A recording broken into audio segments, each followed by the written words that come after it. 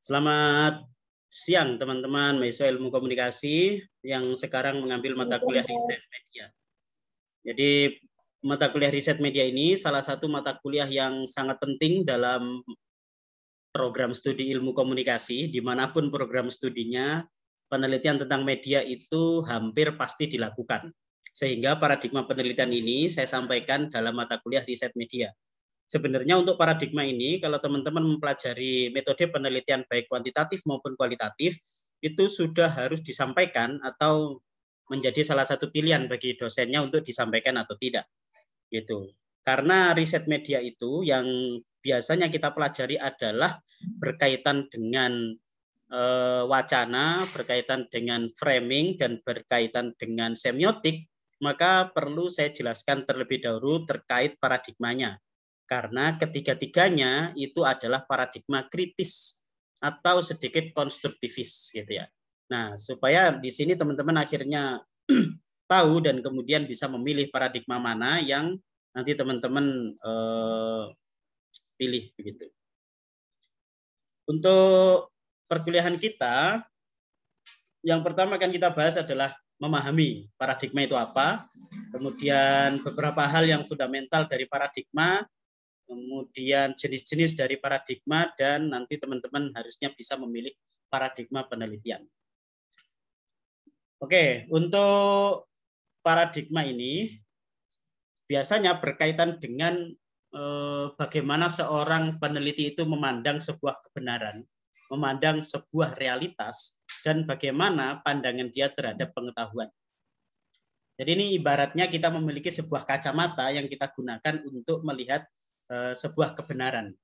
Masing-masing cara yang digunakan untuk melihat sebuah kebenaran itu kemudian mempengaruhi cara dia menjustifikasi sesuatu.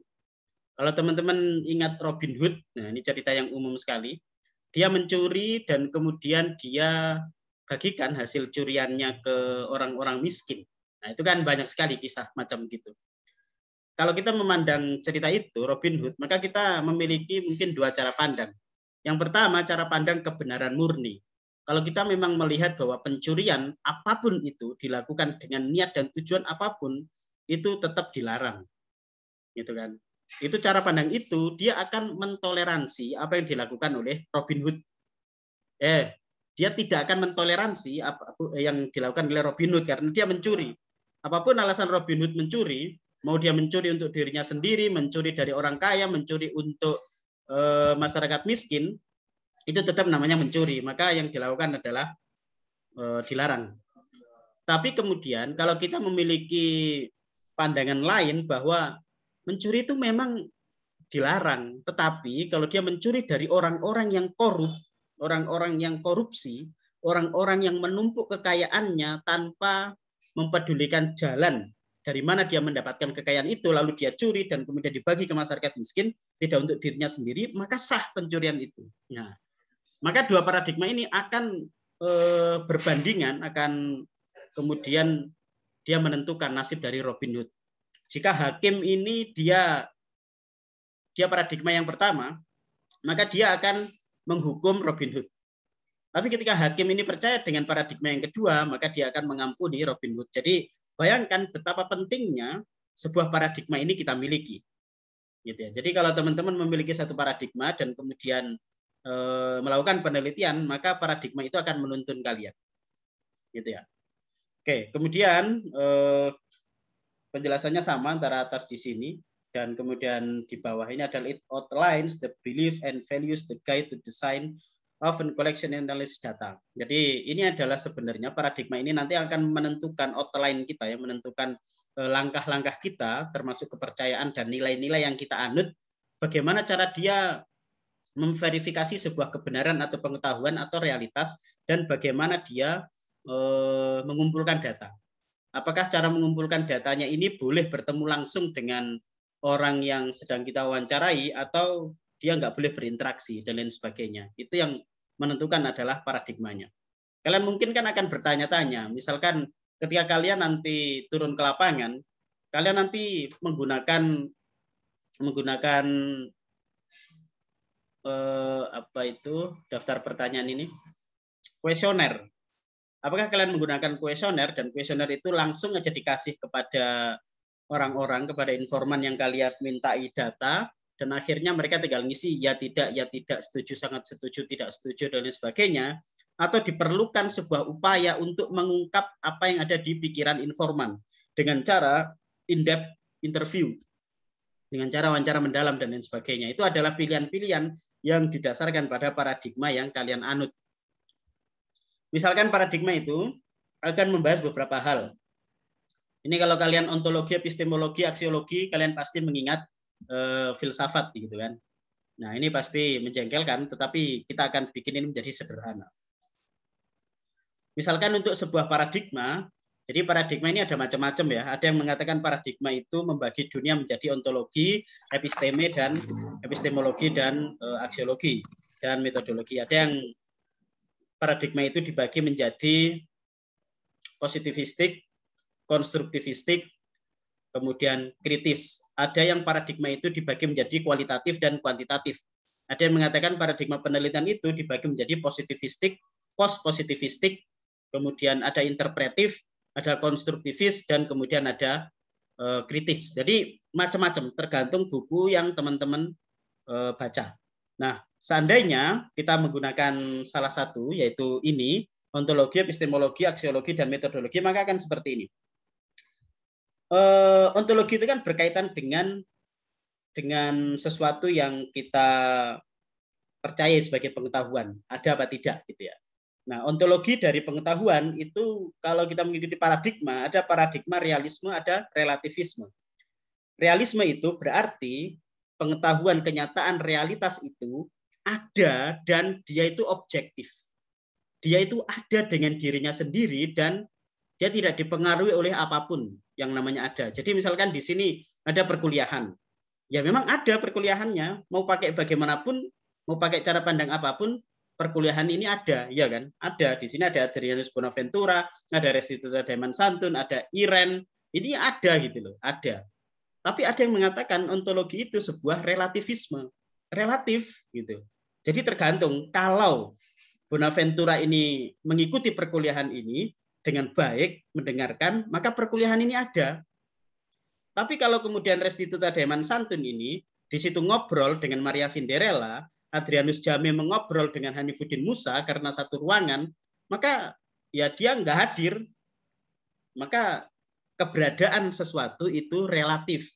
Kalau dia ikut kuliah, tenang, maka dia ada. Tapi kalau sebenarnya Restituta nggak ada di sini, hanya fisiknya aja, keberadaan itu tidak ada.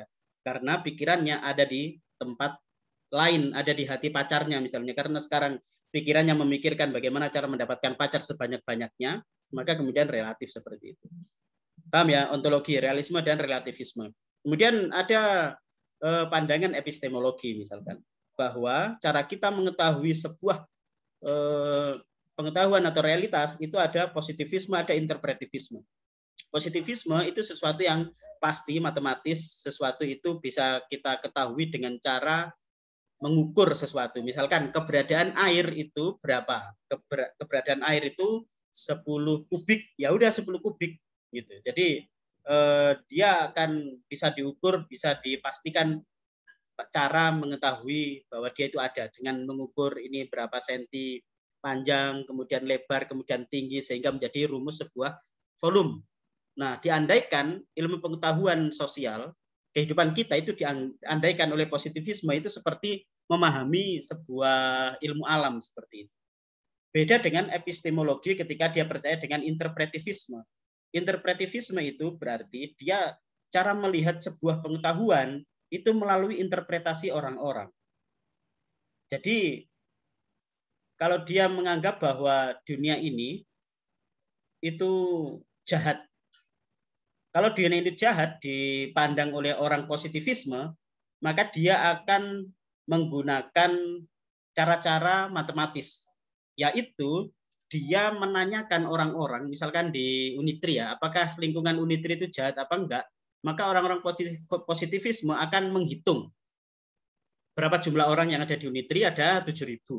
Kemudian dia menggunakan satu teknik sampling tertentu, probabilitas, dan kemudian dicari sampelnya itu 1.000. Maka kemudian ditanyalah 1.000 orang ini menggunakan pertanyaan terstruktur berdasarkan pada sebuah metode dan teori pengetahuan, yaitu pengetahuan ilmu komunikasi. 1.000 orang itu hampir 90% mengatakan bahwa di Unitri itu jahat. Di Unitri itu kondisi sosialnya tidak menyenangkan. Maka orang-orang positifistik dia akan menganggap bahwa memang di Unitri itu lingkungannya jahat, tidak baik. Berbeda dengan orang yang berpandangan interpretivisme. Interpretif itu dia akan melihat begini, cukup saya tanya kepada 3 orang, atau cukup saya tanya kepada 2 orang. Dari mana 2 orang, 3 orang ini? Karena 1 orang ini dia presiden mahasiswa. Karena dia presiden mahasiswa, biasanya dia banyak dilapori oleh orang-orang terkait kondisi di lingkungan sekitarnya. Kemudian yang kedua, saya tanya Humas Unitri. Dan kemudian yang ketiga, saya tanya ketua Orda paling besar di Unitri. Nah, hanya 3 orang saja dia tanya, gimana kondisi di Unitri? Oh, Unitri itu semacam ini, semacam itu, semacam ini. Di sini baik-baik saja, di sini jahat. Gitu. Jadi berdasarkan pandangan dia, orang yang kita pilih, orang itu bisa menyebutkan bahwa di lingkungannya jahat atau tidak. Berbeda dengan positivistik tadi. Untuk aksiologi, ketika melihat sebuah pengetahuan, aksiologi itu ada pandangan bebas nilai, ada pandangan kepentingan. Ketika kita meneliti apakah Unitri itu jahat atau tidak, ketika dia memandang ini sebagai sebuah bebas nilai, maka dia mengatakan ilmu pengetahuan yang kita dapatkan dari mengetahui bahwa di Unitri itu jahat atau tidak, itu tidak ada hubungannya dengan agama tertentu, nilai tertentu, akidah tertentu. Bahwa ini murni tentang pengetahuan. Jadi kalau teman-teman nanti melihat sebuah pengetahuan, sebuah penelitian, maka akan ada yang lain, yaitu kepentingan. Penelitian-penelitian yang dilakukan di Unitri itu penuh dengan kepentingan. Misalkan, ketika tadi penelitian terkait apakah Unitri jahat atau baik, lingkungan sekitarnya, maka dimungkinkan ada orang di balik penelitian itu yang memanfaatkannya. Jadi penelitian itu karena memandang bahwa Unitri lingkungannya jahat, akhirnya digunakan dasar untuk dia datang ke Kementerian Pendidikan mengatakan bahwa Unitri itu harusnya dibubarkan karena ini berdasarkan penelitian Unitri itu lingkungannya jahat. Gitu. Jadi pengetahuan itu akhirnya digunakan untuk kejahatan. Ada yang bilang bebas nilai, nggak ada hubungannya. Gitu. Macam-macam. Kemudian metodologi ada yang kuantitatif, ada yang kualitatif. Kalau ini teman-teman harusnya udah paham di MBK kuantitatif dan MBK kualitatif. Paham nggak dari sini? Gitu ya. Jadi memang perkuliahan riset media ini membutuhkan sedikit wawasan lebih sehingga teman-teman bisa paham. Saya yakinlah teman-teman sudah banyak membaca, jadi bisa memahami paradigma penelitian ini. Kemudian itu tadi contoh ya, jadi yang ini ontologi, epistemologi, aksiologi, metodologi ini contoh yang sederhana. Kenapa? Karena saya bagi hanya menjadi 2 hal, sangat kiri dan sangat kanan gitu. Jadi ini bisa dipahami harusnya. Nah, kemudian jadi apa sih paradigma itu? Paradigma adalah satu cara pandang yang menuntun seorang peneliti untuk bersikap, menentukan tujuan, dan menerapkan batas-batas untuk mencapai tujuan tersebut. Jadi paradigma seperti yang saya sebutkan di awal, ini adalah kacamata yang kita gunakan untuk menentukan apakah sesuatu itu baik atau jahat, sesuatu itu bisa atau enggak. Gitu ya. Jadi peneliti ketika memiliki paradigma tertentu, dia akan bersikap menentukan tujuan dari penelitian dan batas-batas dari penelitian itu akan sangat berbeda antar paradigma gitu. Jadi ketika dia melihat bahwa untuk mengatakan Unitri itu lingkungannya baik atau buruk, dia tergantung pandangannya kuantitatif atau kualitatif. Ketika dia kuantitatif, maka akan berhubungan dengan cara dia menggunakan teknik sampling. Beda kan? Kalau kuantitatif, cara meneliti di Unitri, maka kalian harus mengetahui populasi. Populasinya berapa? 7.000. 7.000 mahasiswa, 200 dosen. Berarti 7.200. Kemudian siapa yang mau kamu wawancarai? Menggunakan metode sampling. Ini tolong perhatikan teman-teman ya. Mungkin ini bagi kalian agak menyebalkan, kuliah itu nggak penting, kuliah itu nggak ada gunanya gitu ya. Tapi perhatikan aja dulu. Ini karena ini yang saya jelaskan ini sangat mendasar dalam penelitian. Kalaupun nggak kalian gunakan sekarang, itu berguna untuk kehidupan sehari-hari menurut saya ya. Gitu. Jadi kalau kalian menentukan dua hal, kuantitatif atau kualitatif, maka cara kalian memahami sampel itu aja berbeda. Jadi kalau kalian kuantitatif, maka kalian akan melihat berapa jumlah total populasi. Ada 7.200. Dari 7.200 ini saya masukkan rumus dan yang harus saya wawancari hanyalah 1.000 orang. Kenapa nggak 2.000? Kenapa nggak 500? Ini penting bagi teman-teman nanti yang melihat ke skripsi ya, di bab 3 itu pasti akan ada pertanyaan itu.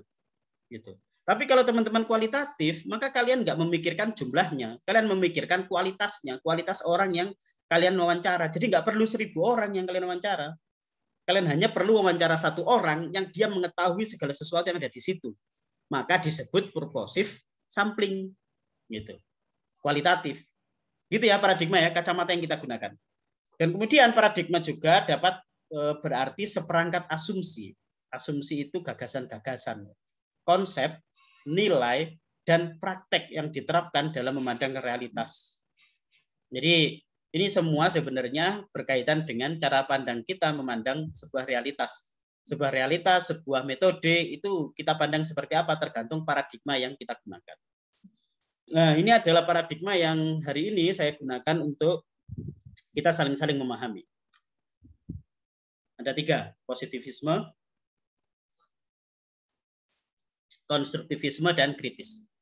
Jadi paradigma ini bukan sesuatu yang pasti jumlahnya ya, karena di buku lain paradigma itu juga sesuatu yang berbeda. Maksudnya cara mereka membagi itu beda-beda, seperti yang saya sebutkan tadi. Ada yang positivisme, post-positivisme, interpretivisme, konstruktivisme, kritis. Nah, macam-macam. Jadi ada yang begitu. Cuman di sini saya akan berikan gambaran besarnya aja. Ada positivistik atau positivisme, konstruktivistik atau konstruktivisme, dan kritik atau kritis. Yang pertama, positivisme. Ini memandang dunia sebagai kenyataan yang linier. Kenyataannya itu objektif. Jahat ya jahat, baik ya baik. Seseorang, Debbie Amaral, mau kuliah S1, kalau dia lancar kuliahnya, maka dia 4 tahun. Itu kan linier. Bahwa kuliah S1 itu 4 tahun, itu jawaban positivistik. Tapi kenyataannya Debbie Amaral sudah semester 12. Maka dia sudah bukan lagi linier sebenarnya. Gitu. Jadi positivisme itu menganggap dunia linier. Bisa diprediksi dan dihitung seperti ilmu alam. Misalkan Debbie Amaral ini masuk tahun berapa dan kemudian dihitung kemampuan IQ-nya berapa, dia punya tanggungan berapa, punya anak apa enggak, dihitung itu semua. Lalu kemudian didapatkanlah bahwa Debbie Amaral ini bisa lulus 3,5 tahun misalkan. Nah, gitu. Jadi positivistik itu memandang dunia seperti matematis, bahwa kehidupan itu bisa diprediksi. Ingat-ingat ya, karena ini penting sekali. Kalian mau mempelajari filsafat misalkan, terutama, maka teman-teman nanti akan berhadapan dengan konstruktivisme, strukturalisme, kemudian positivisme itu akan kembali berulang. Lalu konstruktivisme, memandang dunia sebagai kenyataan yang dimaknai oleh masing-masing individu. Bahasanya itu adalah socially meaningful action. Jadi sebuah dunia itu tidak bisa kita pahami sebagaimana positivistik memahami dunia dengan jalan yang linier. Jadi dunia itu harus dimaknai dari orang yang hidup di dalamnya. Orang yang hidup. Misalkan, kalau positivistik akan melihat bahwa masjid itu tempat ibadah yang sangat nyaman. Orang Muslim, ya Muslim, kalau dia tidak ke masjid, maka dia tidak bisa dikatakan Muslim. Kalau dia tidak jemaah di masjid, tidak sholat 5 waktu, maka mungkin kurang keimanannya. Sama dengan kalian yang Kristen, Katolik maupun Protestan, tiap minggu gak ke gereja itu pasti sudah dianggap bukan orang yang saleh, gitu kan. Nah, konstruktivisme ini tidak memandang itu, bahwa kesalehan seseorang tidak diukur dari seberapa sering dia datang ke masjid atau datang ke gereja. Tapi dia akan dilihat dari masing-masing orang memahami gereja itu apa, memahami masjid itu apa. Maria Cinderella ketika ditanya, kenapa kamu gak ke gereja? Bagi saya, di mana-mana adalah gereja.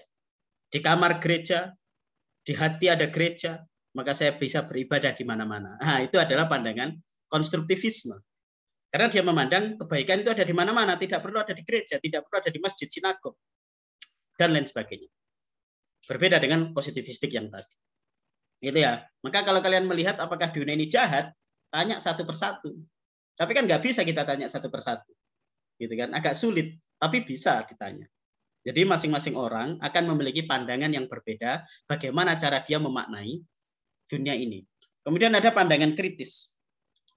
Pandangan kritis ini memandang dunia sebagai sebuah realitas yang dimanipulasi oleh penguasa. Penguasa itu bukan berarti penguasa politik, bukan hanya penguasa politik seperti presiden, ketua partai, tapi juga penguasa seperti agamawan. Tokoh agama kita itu kan dia bisa membuat kita itu percaya kepada sesuatu tanpa kita bisa mempertanyakannya. Itu adalah kekuasaan yang langsung ke kita, doktrin politik, doktrin agama, doktrin sosial kemasyarakatan, doktrin pendidikan, itu semua adalah masuk dalam pandangan kritis. Misalkan begini, bahwa dalam sistem pendidikan kita, kalau kita positivistik, dosen itu tentu lebih pandai, lebih pintar, lebih cerdas dibanding mahasiswa. Ya kan? Itu pandangan positivistik. Tapi dalam pandangan kritis, dia ditolak. Belum tentu dosen lebih pandai dari mahasiswa. Dosen itu kan bisa karena dia membaca. Bagaimana jika teman-teman di sini, Hanifuddin Musa, Adriana Murdin, ini kemudian dia membaca terlebih dahulu terkait paradigma. Dan dia sudah membaca ini jauh sekali. Maka Hanifuddin Musa akan bisa menjelaskan lebih baik dari saya. Maka kenapa meskipun Hanifuddin Musa nanti bisa menjelaskan lebih baik dari saya, tetapi dia tidak mampu mengungkapkan itu, dia tidak bisa mengatakan bahwa dosen salah. Karena ada kekuasaan di situ. Dosen itu berkuasa atas apa? Atas nyawa kalian. Atas nilai kalian, ya kan? Kalian kalau nilainya jelek terus sampai semester 14 itu kan nyawa berarti kan. Nyawa kalian berada di tangan dosen. Itu adalah pandangan kritis bahwa sebenarnya pendidikan itu juga ada kekuasaan-kekuasaan yang mencengkeram. Misalnya kekuasaan seorang dosen. Kekuasaan di sini misalkan kekuasaan mahasiswa dari Jawa, kekuasaan dosennya karena dari Jawa semua akhirnya memandang teman-teman dari NTT lebih rendah pengetahuannya. Itu adalah pandangan kritis. Bagaimana cara kalian memahami sebuah realitas itu manipulatif. Namun seringkali kita semua tidak merasakan itu. Gitu loh. Jadi ketika kalian merasa bahwa dosen itu selalu benar, mahasiswa selalu salah, maka kalian sudah masuk dalam ranah dunia yang manipulatif. Itu 3 pandangan. Nah, ini nanti akan kita jelaskan satu persatu. Ya, ini contoh. Jadi ada positivism, ada interpretationism, dan critical realism. Jadi ini konstruktivis itu biasa orang juga membandingkannya dengan yang namanya interpretif. Sama.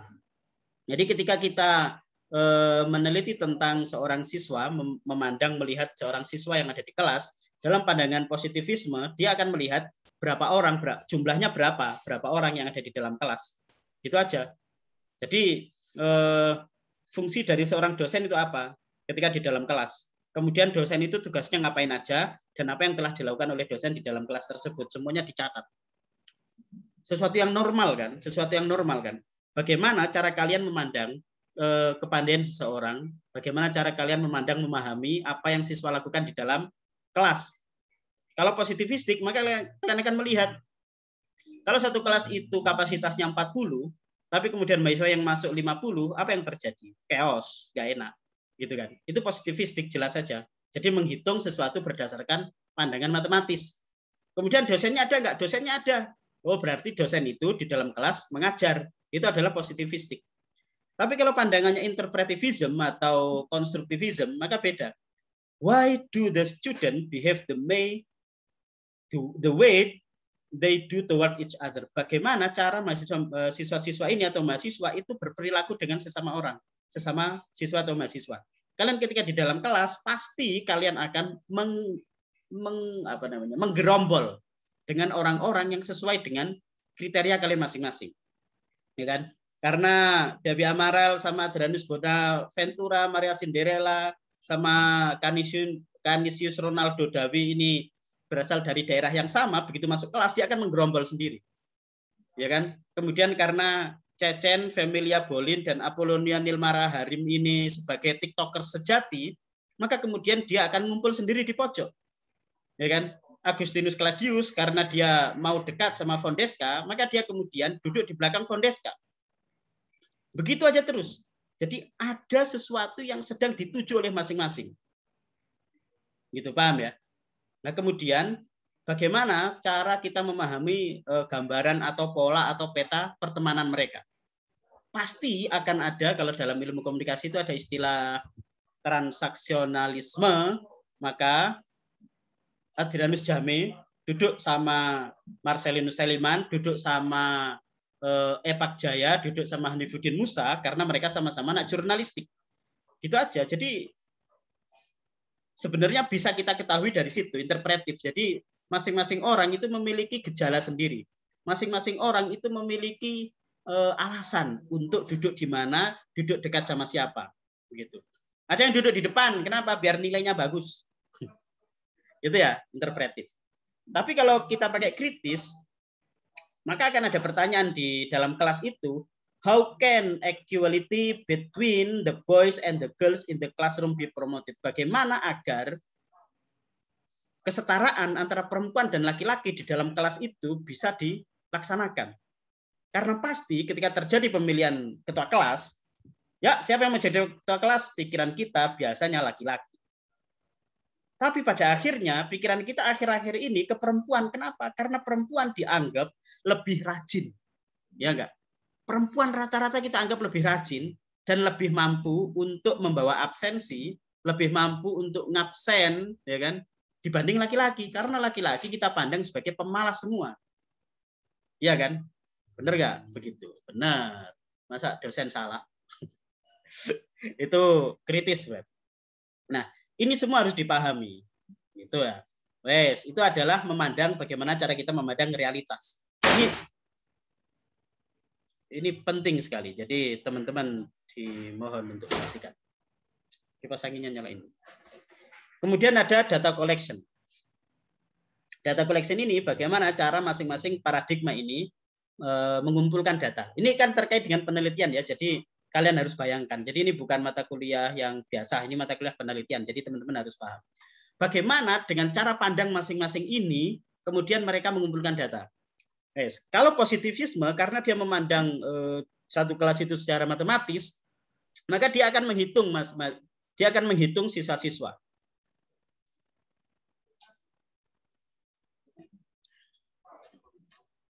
Karena pandangannya matematis, maka dia akan seorang peneliti menghitung siswa di kelas. Kemudian dia akan menyebarkan kuesioner yang dijawab oleh masing-masing siswa. Dikasih, kemudian ditinggal di luar ruangan atau di depan kelas. Setelah siswa-mahasiswa mengisi semua, kemudian diambil lagi, ya kan? Kemudian selesai. Bagaimana jika interpretif? Kalau interpretif maka data akan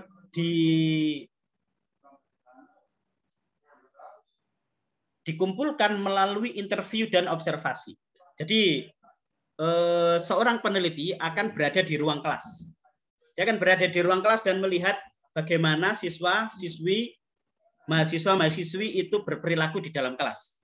Penelitinya ada di dalam dan ikut kuliah. Paham ya teman-teman ya? Itu interpretif. Jadi dosennya, para peneliti akan ada di dalam dan kemudian mencatat. Oh, Debbie Amaral ini kalau Pak Fatul lagi jelasin, dia lirik-lirik ke temannya di dalam ruangan. Gitu.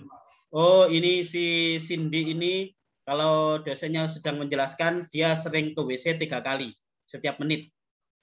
Gitu. Jadi dia catat satu persatu. Oh, Yolanda Cahaya ini kalau di ruang kelas dia malah surat-suratan sama Sofia Muda Kakak. Jadi begitu. Diperhatikan baik-baik dan kemudian dikasih interview guide, ya kan? Kita punya interview guide dan kemudian kita tanya, Yolanda, bagaimana kelas hari ini? Menyenangkan atau tidak? Oh, bagi saya menyenangkan, gitu kan. Tapi dalam observasi itu si peneliti tahu bahwa Yolanda tidak fokus. Oh, menyenangkan ya. Tadi kira-kira dosen ketika menjelaskan tentang paradigma tadi, Yolanda bisa mencatat beberapa hal nggak? Oh ya, saya bisa. Apa misalnya? Aduh apa ya? Aku ini mudah lupa orangnya, jadi aku nggak ingat lagi. Nah, itu adalah cara seorang peneliti menggali informasi. Beda kalau kalian mahasiswa penelitian, gimana Kakak Yolanda tadi kuliahnya? Bagus, menyenangkan sekali kuliahnya. Oh ya Kak, makasih ya, terima kasih. Kemudian presentasi ke dosennya. Jadi kuliah tadi sangat menyenangkan menurut beberapa orang yang saya temui, seperti Yolanda yang mengatakan bahwa kuliah menyenangkan. Tidak ada penggalian data kalau begitu. Paham ya caranya ya? Nah, kemudian di critical realism, di kritis, tradisi kritis, koleksi data itu, ini kan terkait dengan bagaimana sebuah data berhubungan dengan data yang lain dan hubungannya dengan kekuasaan. Maka ketika peneliti di dalam kelas, maka dia akan tetap berada di situ, di dalam ruang kelas, dan ketika melihat siswa-siswi ini kemudian dia diam ketika dosennya bilang, kalian, kalau seorang dosen sedang menjelaskan, jangan ada yang tanya satupun. Nah, penelitinya ini kemudian lihat ke mahasiswa-mahasiswa. Nah, ini orang-orang kok pada nggak tanya ya? Padahal harusnya kan tanya. Nah, peneliti dalam kritik, dalam tradisi kritis itu akhirnya ngasih semangat ke siswa-siswi. Kalian harus tanya, karena ini hak kalian bertanya, jangan takut sama dosen. Nah, gitu. Jadi, paham ya cara mengumpulkan datanya. Jadi dikumpulkan datanya, kemudian dikasih semangat, kemudian mahasiswa akhirnya berani tanya, dan kemudian dicatat apa yang selanjutnya terjadi. Itu peneliti dalam tradisi kritis. Nah, itu nanti silakan ini di screenshot dan dipelajari lagi. Ini saya satu persatu. Jadi untuk positivisme, konstruktivisme, dan kritis secara ontologis, yang pertama positivisme itu melihat kenyataan sebagai sebuah kebenaran yang absolut. Jadi kebenaran yang memang ada, benar. Kalau konstruktivis, dia akan melihat kebenaran itu relatif. Kebenaran itu beragam sesuai dengan individu dan konteks individu tersebut hidup. Kita biasanya akan memandang bahwa gini, kekayaan itu ada nggak? Ada kan? Karena ada orang kaya dan orang miskin. Ada. Tetapi cara pandang kita terhadap kekayaan itu beda-beda. Ya kan? Cara pandangnya beda-beda. Ada yang memandang bahwa kekayaan itu sesuatu yang buruk, ada yang memandang kekayaan itu sebuah yang baik. Ada yang memandang ya biasa aja. Itu adalah konstruktivisme. Kemudian kalau kritis, kebenaran itu beragam. Jadi sama-sama beragam. Tetapi dalam kebenaran, dalam tradisi kritis, kebenaran itu dikontrol oleh kebijakan, dikontrol oleh struktur, dikontrol oleh kekuasaan.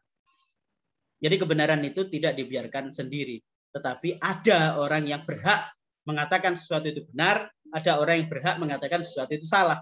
Nah, itu adalah ontologi dari paradigma kita. Kemudian, epistemologi. Untuk positivistik, pengetahuan itu bisa diketahui secara pasti kok, berdasarkan metode yang terukur. Jadi, karena ini tradisinya adalah ilmiah tadi, berdasarkan ilmu alam, maka kita menganggap kehidupan sosial itu seperti ilmu alam, bisa diprediksi, bisa diukur tadi, metode yang terukur. Jadi, cara mengetahui apakah sebuah pesan di YouTube itu sampai kepada masyarakat secara efektif itu bisa diukur. Misalnya dengan mengukur dia meneliti di Unitri ya, di Unitri, dan kemudian ada sebuah iklan dari Jokowi. Kemudian kita menentukan populasi sampel dan kemudian kita menyebar kuesioner.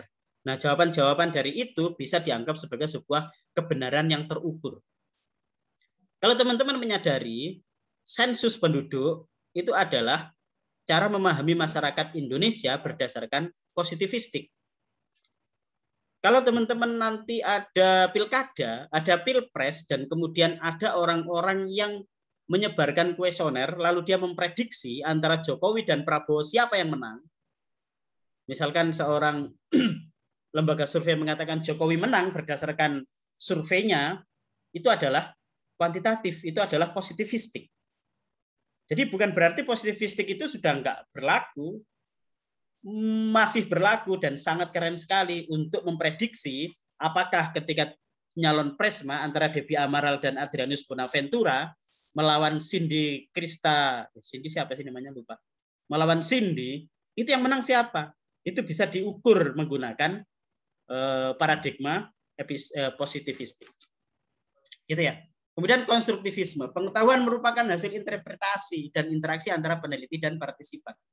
Jadi ketika seseorang ingin memahami terkait dengan kondisi lingkungan sosialnya, maka jalan keluarnya adalah bertanya langsung ke orang tersebut. Gampang, ya kan? Kalau tradisi kritis, memang kenyataan itu, realitas itu berdasarkan interpretasi antara peneliti dan partisipan.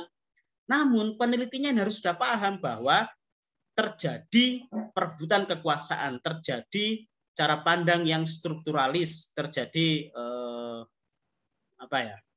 suatu kenyataan yang dimanipulasi oleh seseorang. Maka peneliti harus memahamkan kepada partisipan tersebut. Jadi ketika ditanya, menurutmu Prabowo sama Jokowi bagusan mana? Kamu pilih yang mana? Saya pilih Jokowi. Kenapa pilih Jokowi? Karena Jokowi itu bagus. Jokowi itu berasal dari orang kampung, orang desa kayak kita, dan kemudian mereka nyalon jadi presiden.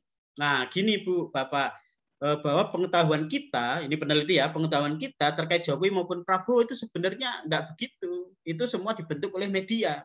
Maka seharusnya Bapak dan Ibu memahami bahwa media itu tidak selalu mengabarkan sesuatu yang benar, tetapi siapa yang bayar, dia yang dipandang positif sama medianya. Jadi Bapak Ibu ketika memilih harus lebih teliti ya. Nah, gitu. Jadi ada interaksi, tapi peneliti itu kemudian dalam tradisi kritis dia ikut mencerdaskan gitu. Tapi kalau positifistik nggak boleh, haram hukumnya, dilarang, sangat dilarang hukumnya seorang peneliti mencampur opininya bersama partisipan, nggak boleh. Jadi harus ngasih kuesioner dan ditinggal. Datang lagi kalau udah selesai diambil, baru dianalisis. Gitu, itu bedanya. Kemudian aksiologi ini berkaitan dengan apa yang dianggap bernilai, apa yang dianggap penting, dan sebagainya. Kalau dalam aksiologi, peneliti harus terpisah. Dalam positifistik, peneliti harus terpisah, gitu kan. Dia harus netral dan objektif, nggak boleh kayak yang saya sebutkan tadi. Jadi kalau penelitian kuantitatif, kalian harus netral, terpisah, nggak boleh kenal sama informannya. Kalaupun kenal, harus pura-pura nggak kenal. Nggak boleh sapa-sapaan. Weh, nanti tolong jawab yang yang positif-positif ya. Nggak boleh begitu. Makanya survei itu biasanya anonim. Kalian kalau ngisi survei, nama kalian nggak akan masuk, nggak akan ada di dalam daftar. Jadi tetap ngisi nama, tapi nama kalian nggak disebutkan. Kalau dalam konstruktivisme, peneliti itu sekaligus partisipan. Peneliti dia bersama dengan partisipan untuk memahamkan kepada mereka. Jadi mereka mendiskusikan, mendeskripsikan, memahami bersama. Ini maksudnya begini. Jadi mereka masuk di dalamnya dan hidup bersama mereka. Kalau teman-teman lihat para antropolog dari Belanda, dari Eropa yang kemudian dia tinggal di Papua selama bertahun-tahun, tinggal di Kalimantan selama bertahun-tahun, itu tradisinya adalah konstruktivisme. Penelitian macam begitu nggak diakui dalam positivistik. Tinggal bersama masyarakat, itu konstruktivisme. Kalau kritis, maka dia sekali lagi harus mencerdaskan. Dia harus berpartisipasi aktif. Jadi seorang peneliti, seorang akademisi itu bertanggung jawab juga secara moral, secara politik, secara sosial, secara warga negara untuk memahamkan warga negara yang lain terkait kekuasaan yang membelenggu mereka, terkait moral dan politik yang membelenggu mereka. Bahwa dunia ini tidak seimbang. Harus dipahamkan begitu bagi seorang peneliti yang menggunakan tradisi kritis. Jadi media massa itu menghegemoni pikiran kita misalkan. Bahwa cara kita memandang segala sesuatu itu bergantung dari cara kita menonton. Kalau kita sering nonton Mata Najwa, menonton Dandi Dwi Laksono dengan film-film dokumenternya, maka kita akan mengutuk pemerintah. Ya kan? Tapi kalau kita nonton media lain, kita nonton Instagramnya Jokowi misalnya, kita akan mengeluh-elukan Jokowi. Wah, Jokowi keren ya gitu. Datang ke sana sampai mama-mama Papua meluk Jokowi, tapi Jokowi biasa aja. Waduh, presiden idola, ya kan gitu. Jadi pikiran kita itu nggak murni. Kalau kalian berpikir bahwa pikiran kalian itu murni, beres, cinta kasih sayang dan lain sebagainya, itu semua realitasnya nggak seperti itu. Jadi harus benar-benar dipahami. Ini adalah simpulan ya, semacam simpulan. Kalau kalian menggunakan paradigma positivistik, maka pendekatan kalian adalah kuantitatif. Metode yang kalian bikin adalah survei, analisis isi, dan eksperimental. Jenisnya, nanti kan di bab 3 ada jenis dan metode. Ya kan? Pakai deskriptif, eksplanatif, evaluatif. Yes. Kemudian kalau kalian pilih konstruktivisme dan kritis, itu sama-sama pendekatannya kualitatif. Ingat ya? Ingat dong. Kemudian, kan sudah tua, harus ingat. Sudah waktunya skripsi. Metodenya kalau konstruktivis kualitatif adalah observasi, depth interview, FGD, focus group discussion, studi kasus, dan analisis isi yang konstruktivis. Jadi ini ada analisis isi kuantitatif, beda. Kayaknya nggak cukup saya jelaskan di sini. Nanti sembari jalan. Jenisnya adalah deskriptif dan eksplorasi. Kalau kalian pilih tradisi kritis, maka pendekatannya kualitatif. Metode yang kita pakai dalam menganalisis media adalah discourse analysis, framing analysis, dan semiotics analysis. Wacana, framing, dan semiotik. Ini yang biasa digunakan untuk analisis media. Bentuknya, jenisnya adalah deskriptif. Gitu guys ya. Yes, demikian penjelasan terkait paradigma dan filosofi yang mendasarinya. Cukup paham ya, saya berharap habis ini ada pertanyaan. Nah, 3 tips untuk kalian ketika mau meneliti. Yang pertama, tentukan paradigma. Tentu dong. Kemudian yang kedua, pilih teori yang mendukung. Dan yang ketiga, gunakan metode yang tepat. Tada, skripsi selesai. Begitu ya, Elvira Saul ya. Yes. Ini adalah materi dari saya. Demikian, kalau ada pertanyaan, saya persilahkan. Sampai jumpa di pertemuan ke depan.